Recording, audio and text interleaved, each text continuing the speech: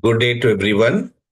From today, I'm going to discuss and teach you a lot of interesting sessions related to Vedic astrology. So today, the first lesson is to understand the unlocking the secrets of grahas, how the movement shapes your destiny. So we will go next slide and see some of the questions which usually people ask when they start learning astrology.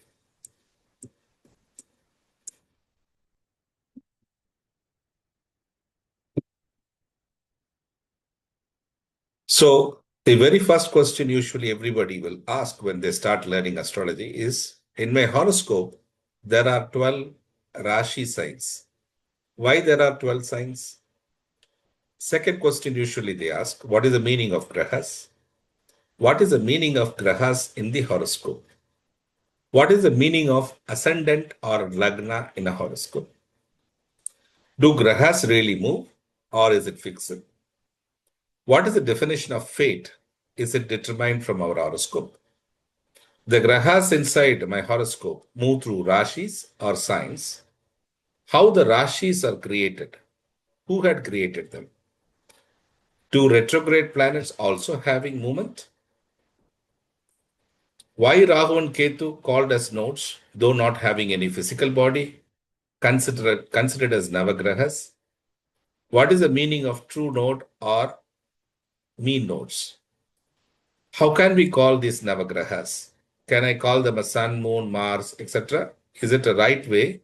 Is that the right way of calling them?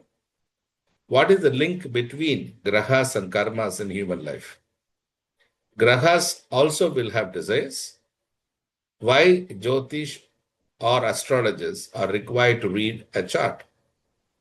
All 14 interesting questions from the students who started learning Vedic astrology. Over the years, I have confronted with these questions from the students. So I thought of compiling all of them, but I will try to answer them in 2 to 3 videos. Today, since being a first video, I have touched few questions and tried to answer them within my own limitations of knowledge.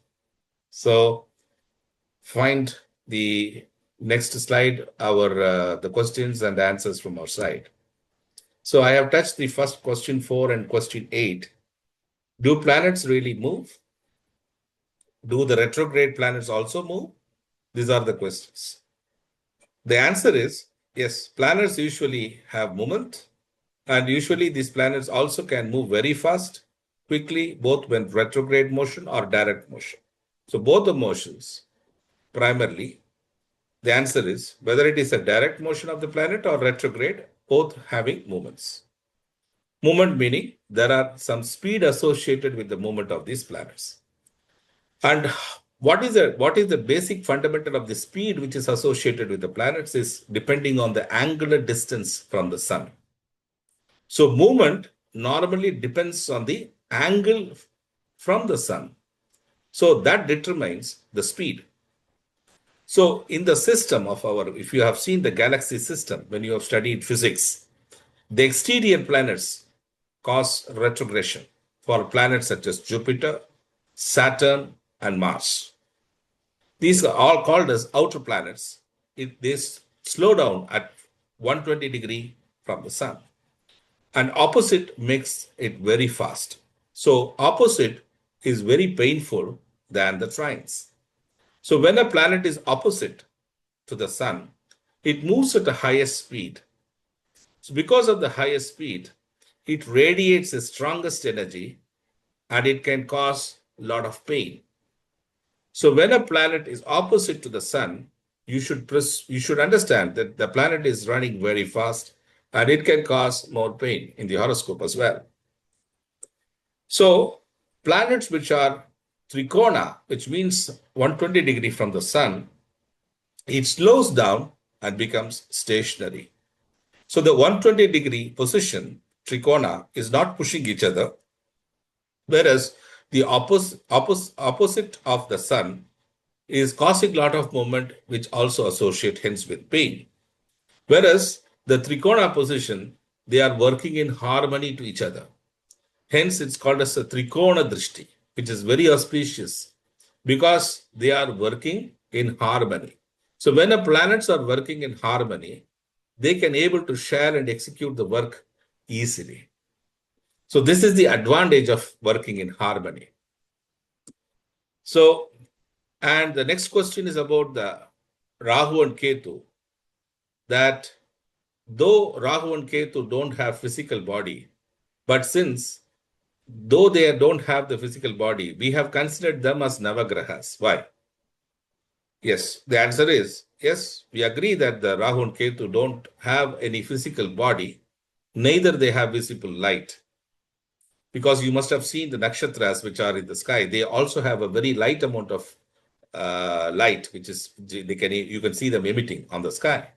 But whereas Rahu and Ketu completely don't have any light, still considered as grahas influences due to their subtle and powerful vibrations they have. Their invisible light, which humans cannot able to detect, symbolizes the power of hidden in the darkness. Human perceive only a limited spectrum. So hence we could able to see 7 visible planetary lights. When a rainbow is formed, we can see that it's a Vibgyar. It's the 7 rays which we can see. And Rahu and Ketu can emit unseen energy, which is similar to the sounds only animals like dogs and cats can hear and see. Their influence is subtle but profound.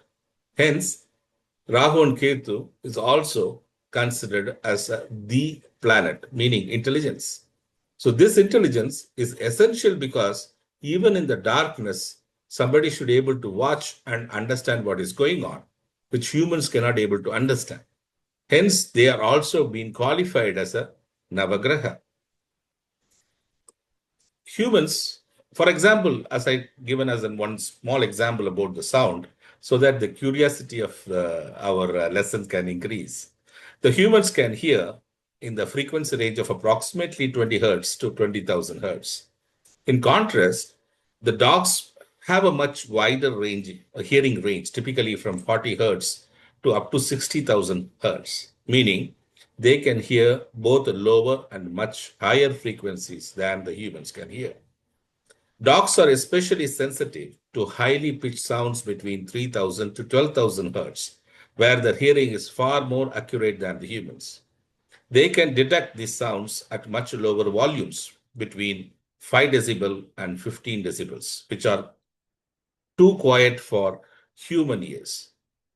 So their heightened sensitivity helps the dogs to hear noises like the squeaks of small rodents or distant sounds such as a car approaching, which humans cannot detect.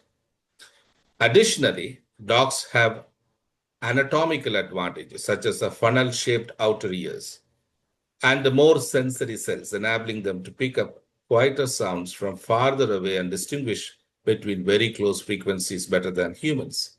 So from this example, you can understand some of the creation of God is completely mesmerizing. Now, Rahu and Ketu, another question was, what is the meaning of a true node and a mean node? Because Rahu and Ketu are considered as the nodes in astrology.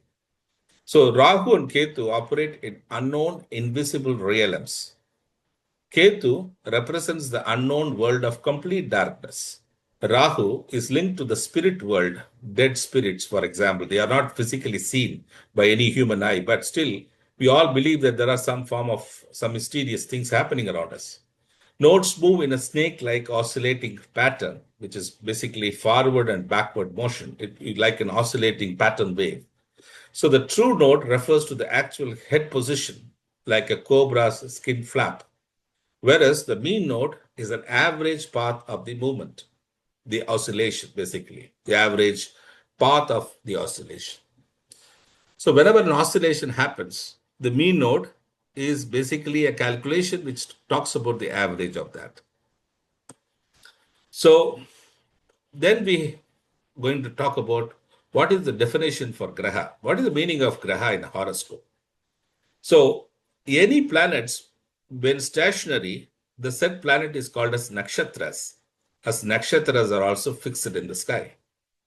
As we see on a day-to-day basis, we know that there are 27 nakshatras exist, and every day some nakshatras come and emit in the sky and go. But these are all fixed nakshatras. They are not moving. So, but planets, we know that they are moving. Some of the planets which are moving very fast, they generate more karma because the movement is also associated with guna in astrology. There are three gunas: sattva, rajas, and tamas. Creation, sustenance, and destruction, respectively. So the rajas activity is associated with one of the guna where the movement causes the rajas activity. And eclipses, because because more karma are rajas which are associated with it when a planet moves faster. Hence the name graha is derived from the word grahana, which means eclipse.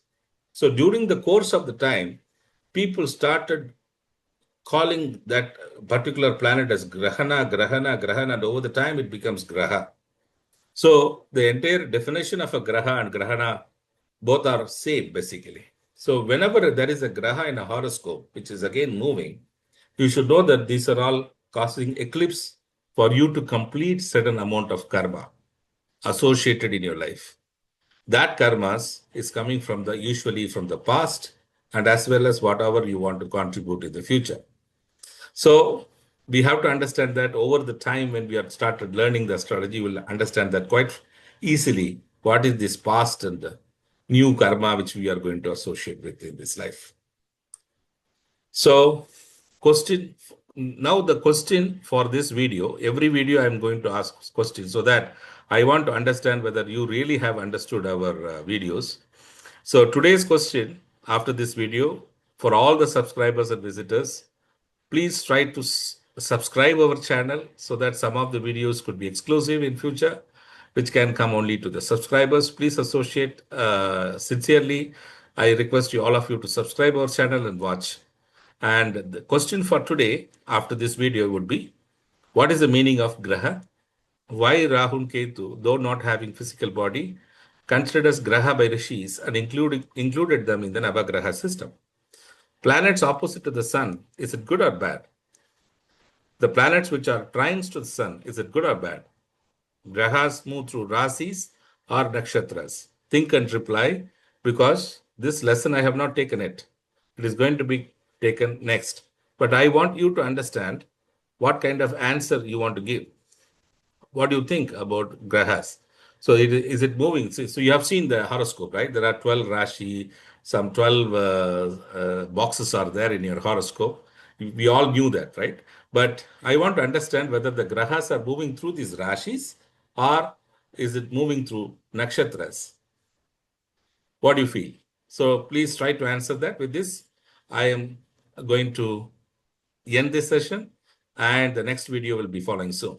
And in the next few videos, I'll be covering all the 14 questions which usually the students ask during the beginning course of Vedic astrology. But apart from this 14 question, you feel free for asking any question which you feel that you should ask. Don't keep it with you. Thanks a lot and keep sharing our video and subscribe and remain safe. Thank you.